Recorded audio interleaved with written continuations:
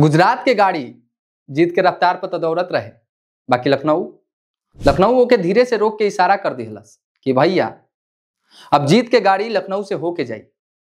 Lucknow super giants और Gujarat Titans के बीच के असली फर्क ई रहल कि लखनऊ के कप्तान फॉर्म में नहीं खन और गुजरात के बस कप्तान आ दूगो खिलाड़ी चल रहल बाणे। बट क्रिकेट तो टीम वर्क के खेल है ना भैया।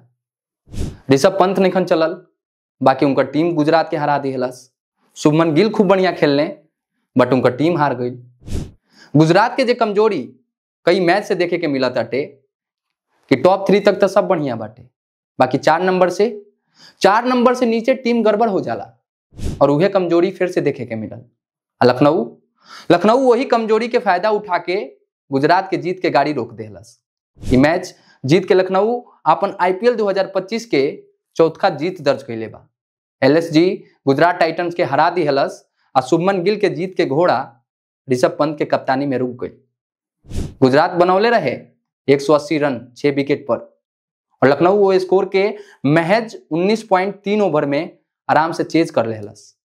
देखे में लागल कि मैच गुजरात के हुई, काहे कि 12 ओवर में बिना विकेट गंवैले 120 रन बन गई रहे, जहां साई सुदर्शन 56 रन बनले रहले और शुभमन गिल 60 रन।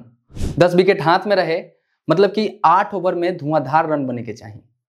बाकी एक के झटका में सब बदल गई, हालात बदल गई, जज्बात बदल गई और स्कोर 180 पर सिमट गई।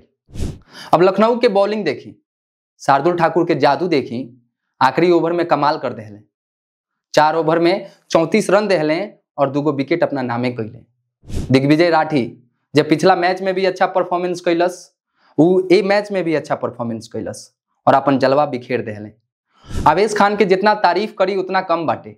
4 ओवर में खाली 32 रन और रवि बिश्नोई भी कमाल कर देहले। 4 ओवर में 36 रन देहले और 2 विकेट लेहले। बॉलिंग के सामने गुजरात के कहानी 180 रन पर थम गई। लखनऊ के खासियत हर मैच में एगो नया हीरो निकला था।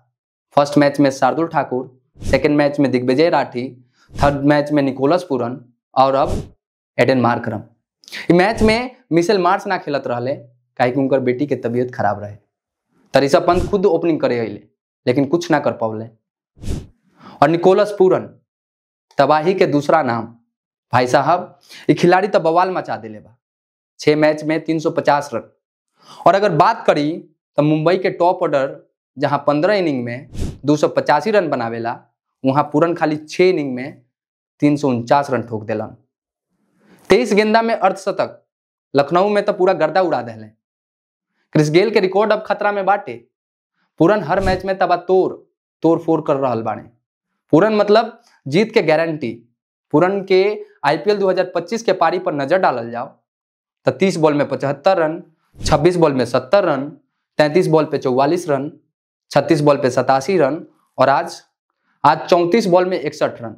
मतलब पूरन T20 के मास्टर बाड़े। 18 से लेके 23 गेंदा में अर्धशतक ठोक देते बाड़े। एडन मार्करम के भी बहुत सलाम बाटे। 58 रन बनेले 31 गेंदा में। और लखनऊ के जीत के सच्चा हीरो ये दोनों बन गए।